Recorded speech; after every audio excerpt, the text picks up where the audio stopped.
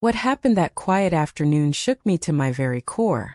I thought I had life all figured out, with the boxes checked, the rules followed, all the expectations met. But one unexpected moment, a single glance, one conversation changed everything I believed about myself, about love, about second chances. Before I dive into the story, let me know from which city you are watching us. I always love to see where our stories are reaching. Drop your city in the comments below. Now let us begin. I used to think that life slowed down after 50, that everything exciting, everything real had already happened. I believed the best stories belonged to my younger years, to that time when I was still trying to figure out who I was. But I was wrong, because what happened that afternoon, on one slow, ordinary Tuesday, unraveled everything I thought I knew about love, about trust, and about how we truly connect with another soul. I was not expecting anyone that day. I had just finished my morning walk around the lake, a routine I had kept for the last 6 years since moving into my modest home outside of Asheville, North Carolina. The air still held the sharp smell of early September, of drying leaves, distant chimney smoke, the faint sweetness of honeysuckle still clinging to the fences. I liked my mornings. They were predictable, they were safe. The kettle hissed in the kitchen as I flipped through the day's mail. Catalogs, a water bill, and a letter I almost missed. There was no return address, just my name written in that neat, slanted handwriting that immediately pulled me back 25 years. I sat down at the kitchen table and just stared at it. There are moments that feel like they split time in two, the before and the after. That envelope was one of them, but I did not open it. Not yet. Instead, I placed it gently on the edge of the table and went about the rest of my morning, half present, distracted, the hum of a memory stirring just below the surface. It was nearly 2 in the afternoon when he showed up. I was pulling weeds from the front garden, dirt under my fingernails, my knees aching in a way that told me I was not 20 anymore. I heard the crunch of gravel before I saw the car, an old dark blue Buick. He parked a little awkwardly, the front tire brushing the edge of the grass. Then the door opened and out stepped a man I had not seen in over 2 decades. Caroline. His voice had not changed. Still smooth, still calm, like late-night radio. I looked up, squinting into the sunlight, and felt my breath catch. David. He smiled, unsure, like he was testing the waters before jumping in. His hair had grayed at the temples, and there were lines around his eyes now, deeper than I remembered. But his presence was the same, solid, familiar in a way that made my chest tighten with something I could not name. I stood, brushing the dirt from my jeans. My hands were shaking. "What are you doing here?" I asked, more startled than angry, though maybe a bit of both. He looked down at the ground, then back at me. "I did not know if I should come. I sent you a letter yesterday, but I could not wait anymore." I nodded slowly. So it was from him. For a moment we just stood there. The sound of cicadas buzzing in the trees around us, the afternoon sun casting long shadows across the yard. I gestured toward the porch. "Do you want to come in?" He exhaled like he had been holding his breath and followed me to the house. Inside, the air was cool and still. I led him to the small sunroom in the back, my favorite spot, with big windows that looked out over the garden and the edge of the woods. He sat carefully in the wicker chair across from mine, his hands resting on his knees. We had not spoken in 23 years. "Why now?" I asked, not harshly, just needing to understand. He looked at me for a long moment, not just at me, but into me the way he used to, like he was reading a language only he could see. "I heard you lost your husband last year," he said gently. I did not want to show up before. I did not know if it would be right. But when I found out, I do not know. Something told me it was time. The grief cracked open a little inside me, sharp and sudden. I had not cried in months, but there it was again, lingering just behind my eyes. "You left," I said, my voice low. "You just disappeared. And now you think you can just come back." He nodded, accepting it. "No, I do not expect anything. I have thought about you every day, and I had to see you one more time." The silence between us stretched, but it was not empty. It was filled with all the years, all the words unsaid, All the what-ifs that had lived quietly in the corners of my mind. We talked for hours about our lives, about what had happened after we parted ways, about the good and the bad. He told me about his work, his divorce, the daughter he had not seen in 5 years. I told him about Mark, my husband, about our life together, the love we had, and how quietly he had slipped away last winter like a candle burning out. It was not romantic. Not yet. It was raw and real and deeply human. At one point the sun fell low, casting a golden hue over the room, and I noticed his hands tremble slightly as he reached for his glass of water. "You okay?" I asked. He nodded. "Just nervous. I did not think you would actually let me in." I smiled for the first time that day, a small sad smile. Did not think I would either. And yet here we were. That afternoon cracked something open in me. I had spent so long believing the door was closed, that there were no more surprises, no more chapters worth turning the page for. But David's presence, quiet, sincere, full of old wounds and tentative hope, made me question everything I thought I knew about endings, because maybe they were not endings at all. Maybe, just maybe, they were beginnings I had not been brave enough to recognize. The next few days passed in a blur of quiet reflection and subtle discomfort. I had not expected David to stay long. A few hours, a polite goodbye, and that would be the end of it, right? But it was not. He came back the very next day. At first, I thought it was just a momentary lapse in judgment, maybe some misplaced hope on his part. He had spent so many years thinking about me, I figured he might have romanticized what we had, the way people sometimes do when they have not touched the past in a while, when they think of it only in the soft filtered light of memory. But David was different. The second time he came to visit, we did not talk much. It was not awkward though.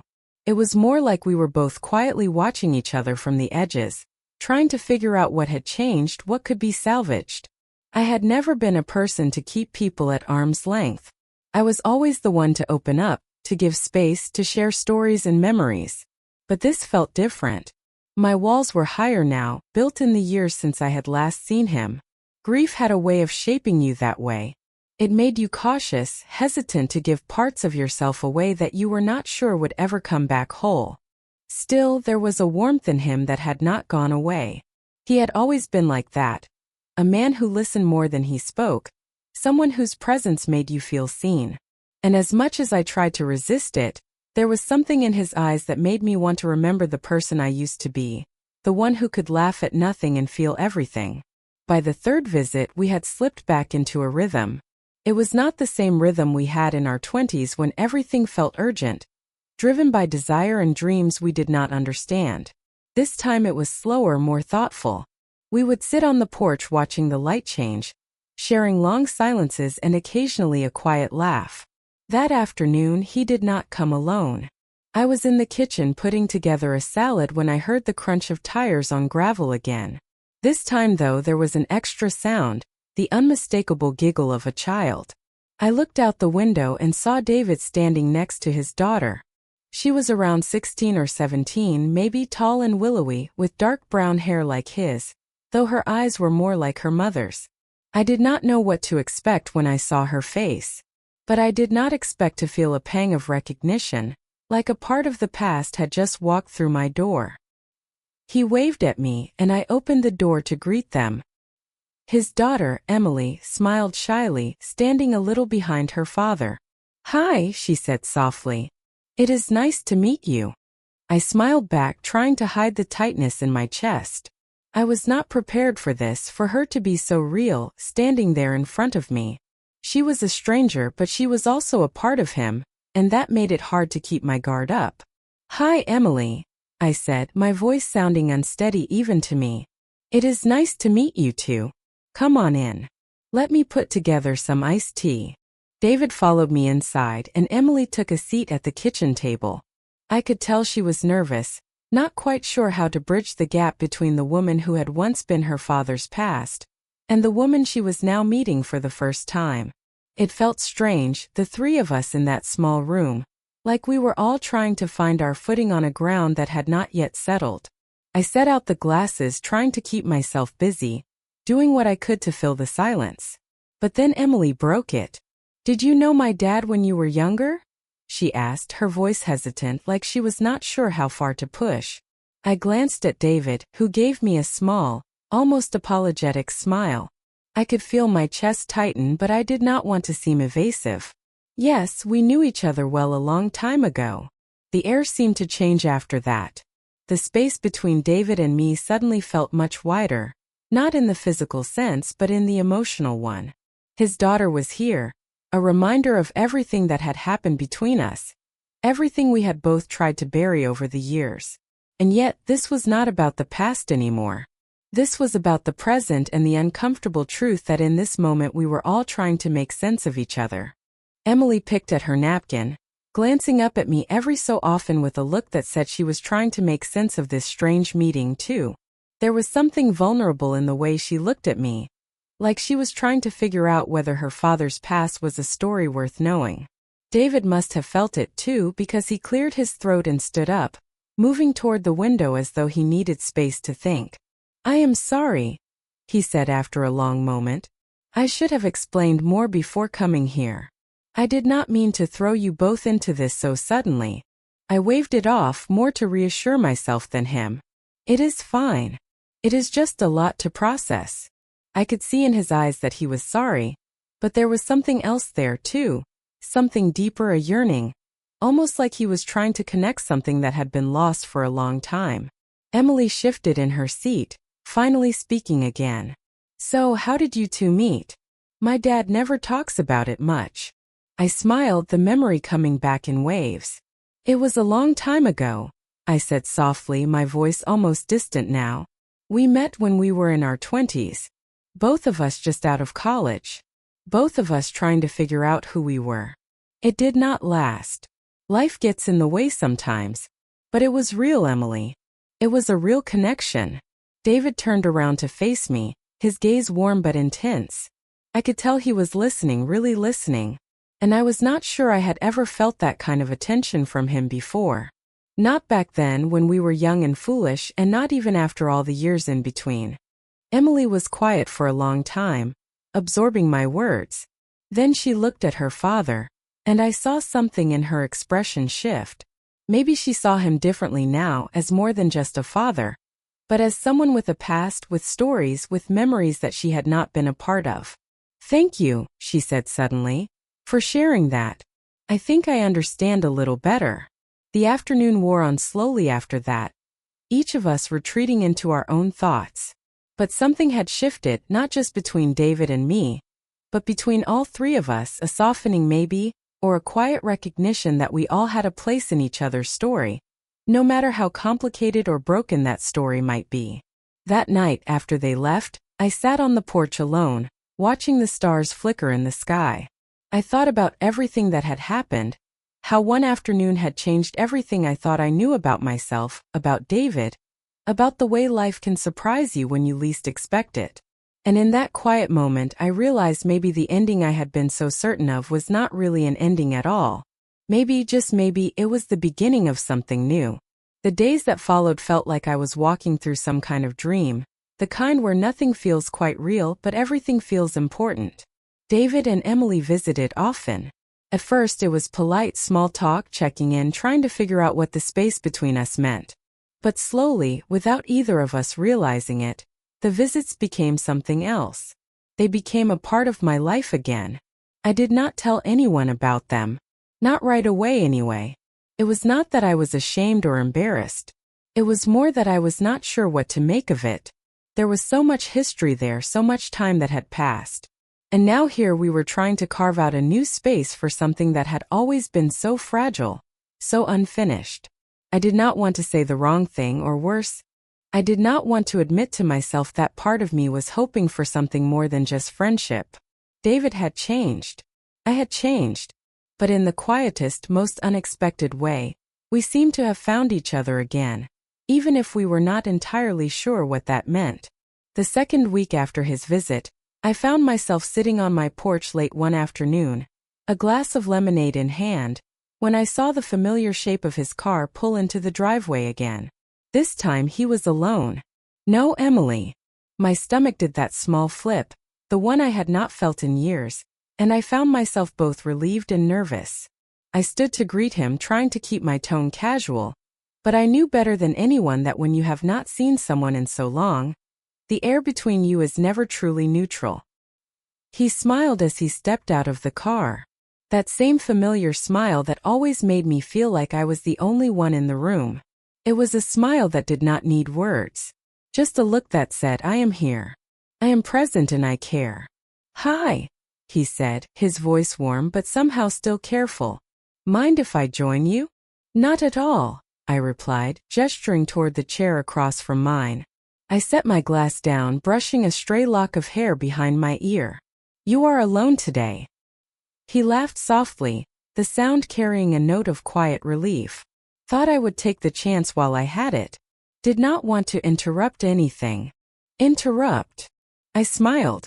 I am hardly busy these days. We both laughed. The kind of laugh that does not try too hard but feels like it belongs. He sat down, a comfortable distance between us. But there was something different in the air now, less uncertainty, more openness, maybe even vulnerability. For a while, neither of us spoke. We just watched the sun dip lower in the sky, the light turning soft and golden, painting the trees and the grass in a way that made everything feel peaceful, at least on the surface. Finally, he broke the silence. I have been thinking a lot about what you said last time, he began, his eyes not quite meeting mine, about how we were never really finished, how maybe it was never really about the timing, but more about how we were never quite ready to face each other, to be honest with each other. I nodded, trying to keep my expression neutral, but inside my heart was racing. Was he really going to say it? Say the thing that had been hanging between us from the moment he walked back into my life. I am sorry, he continued, his voice quieter now, for how I left things all those years ago. I know I cannot change it, but I want you to know that I have never forgotten about you, about us. His words landed like stones in a pond, sending ripples through everything I had believed about myself, about the choices I had made after he left. The ache that I had buried so deep inside me started to stir again like an old wound being reopened.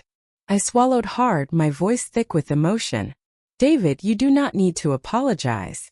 Life, it happens. We both moved on. We made choices. And honestly, I thought I was fine. I thought I had moved on too. He leaned forward, his eyes locking with mine for the first time since he sat down. His gaze was intense, searching. But you have not moved on, have you? He asked gently, as though he already knew the answer. Not really. I did not respond right away. Part of me wanted to deny it, wanted to tell him that I had my life, my peace, and that I did not need him or anyone to come back and make it more complicated. But the truth was, every time he came around, I felt that old tug, that connection I could not ignore, no matter how many years had passed. No, I admitted quietly, my eyes dropping to the glass of lemonade in my hands. I have not. David's expression softened, and for a moment I saw a flash of something, regret maybe, or tenderness. He sat back in his chair, his hands resting in his lap. The silence stretched between us, but it was not uncomfortable. It was the kind of silence where you are both thinking, both feeling, but neither of you is ready to speak the next words. I never stopped thinking about you, he said after a moment. Not even after all these years. I thought maybe you had. I thought maybe I was just a chapter for you. But the truth is, you have always been more than that. You have always been the one I did not know how to let go of. The air seemed to freeze for a moment, and all I could do was sit there, my heart pounding in my chest. I had not expected him to say that. Not out loud anyway. Not after everything we had gone through. David, I trailed off, unsure of how to articulate what I was feeling. It was too much, too many emotions bubbling up at once. The past, the present, and the rawness of his words. He gave me a small, patient smile. You do not have to say anything. I just needed to say it. I needed you to know that I am here now. And I do not want to mess this up again. Whatever this is, whatever happens next, I want to be honest about it, about us. I could feel the weight of his words sinking in. But I did not know how to respond. Everything inside me screamed that this was the moment, the one that would decide everything. But there was still so much uncertainty, so much fear. David, I said slowly, gathering my thoughts. I do not know what this means. I do not know if I am ready for whatever this is. We are both different now, and I am not sure if I can go back to the person I was when I was with you, back to the person I was when we were together. He nodded, a quiet understanding in his eyes. I do not want you to go back. I just want us to figure out what happens next. Together, if you will let me. His words lingered in the air, hanging there between us like a delicate thread. I wanted to pull away from it, to say no, to close the door, but part of me did not want to. Instead, I took a deep breath, the weight of everything, the years, the regrets, the possibilities crashing down on me. And for the first time in a long while, I was not sure what was going to happen next. But somehow I did not feel afraid. Maybe, just maybe, this was the beginning of something I had not been able to see before, something more than the past, something that for once might actually have a future. I spent the next few days in a haze of emotions. David's words had echoed in my mind, playing over and over, refusing to be ignored. He was here now, really here, and I had no idea what to do with that. I kept myself busy, working in the garden, taking walks, doing everything I could to distract myself from the weight of his confession. But the truth was, I did not need distractions. I needed answers. And more than anything, I needed time to figure out who I was in this strange new chapter of my life. I did not expect to see David for a few days after our conversation on the porch. I was not sure if I was ready to face him again. There was so much to process, so many feelings I had not even named yet. But he showed up unannounced like he had so many times before. I was in the kitchen prepping dinner when I heard the familiar crunch of gravel under tires. This time, though, I did not feel the nervous flutter in my chest. I did not feel the old anticipation that used to stir in me whenever I saw him. Instead, I felt something quieter, a steady pulse of curiosity, of uncertainty, but also of something else, something I could not name just yet. He knocked softly on the door, his usual way of announcing himself. Caroline. His voice was soft, almost tentative. I opened the door and stepped aside to let him in, my heart thumping against my ribs. It had been a few days, but it felt like a lifetime. He looked just the same as he always did, a little older, a little grayer, but still the same man who had once made me laugh and made me think. The man who had made me feel understood, seen and known. "Hi," I said quietly, unsure of what to say. "Hi," he replied, his eyes searching mine as if looking for permission, for some sign of what came next. We stood there for a moment, the quiet stretching out between us. Neither of us knew what to say, and that for once was okay. Finally, I stepped back, motioning toward the living room. "Come sit down. Would you like something to drink?" He shook his head. "Just you. Just your time, if that is okay." I could not help but smile at his earnestness. "Of course. Come in. I was just getting dinner ready, but I can put it on hold for a while." David sat down in his usual chair by the window. It was almost surreal having him here again in this small room I had claimed as my own sanctuary. For so long it had been just me and the sound of my thoughts, and now suddenly there he was, a piece of my past, and yet so very much part of my present. We sat there for a long time just talking about small things. The weather, his daughter Emily, who was spending the weekend with her mother, the house, my work with the local animal shelter. Nothing important really, but somehow everything felt important. It was like we were both circling something too big to name just yet. It was not until later, when we were sitting in the quiet of the evening, the soft hum of crickets outside, and the last golden slivers of sunlight slipping through the blinds, that the conversation shifted. "You have been distant," David said, his voice gentle but not unobservant. "I can feel it. I know it is not easy what I have asked of you, but I need to know. Are you still here in this with me?" I did not answer right away. Instead, I looked out the window, watching the twilight descend over the trees. I was not sure how to explain what I was feeling, or if I even understood it myself. "I do not know," I said honestly. "I am not sure who I am in all of this, David. I thought I had everything figured out. I thought I knew where my life was going. And now I do not know what to think. He nodded, his expression softening. I am not asking you to have all the answers. I am not asking you to go back to who you were. I just want to be here now. I want to be part of your life if you will let me. I felt something shift inside me at that moment. It was not a grand revelation or a sudden burst of clarity. It was quieter than that. It was like a door I had not even realized was there had opened, just a crack. You have always been part of my life, I said, my voice barely above a whisper. Even when you were not here, even when I tried to forget. David did not say anything in response. He did not need to. The words hung between us, heavy with meaning. We did not need to go back to what we were. We did not need to make up for lost time. What we had, what we could have was not about recreating the past. It was about moving forward side by side. I looked at him, then really looked at him and saw the lines on his face, saw the way his hands rested on his knees as though he was waiting, as though he was patient but also anxious. Why now? I asked, the question that had been gnawing at me for days. Why come back after all these years? He met my gaze, and there was a depth to his answer that took me by surprise. Because I have lived with regrets, Caroline. I have lived with the ache of what we could have had. And I finally realized that it was not about fixing what happened. It was about being honest with myself, about being honest with you. The time we spent apart, that was not just something that happened. It shaped us both. And now maybe we can create something new. Not the same, but something real. For the first time in weeks, I felt like I could breathe.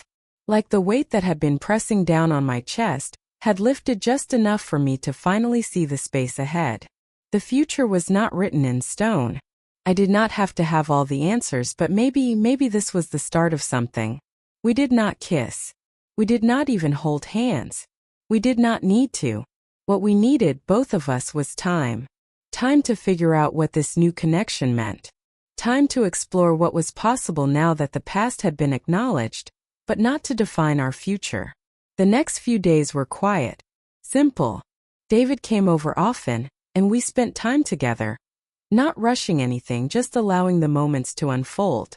Slowly the tension between us dissolved. Slowly I began to see him not as the man from my past, but as the person he was now. Someone who had grown just as I had. Someone who, like me, was still figuring out what came next. And in the stillness of those days, I realized something. It was not about second chances. It was not about recreating the past. It was about learning to walk forward with someone together, with all the scars, all the laughter, and all the unspoken promises that only time could reveal. That afternoon, as I stood at the door watching him leave, a thought settled inside me, quiet but sure. Maybe the past did not have to define us. Maybe we could choose what happened next, one small step at a time. And as David turned back, meeting my gaze one last time before he left, I smiled softly to myself, knowing that whatever came next, I was ready for it.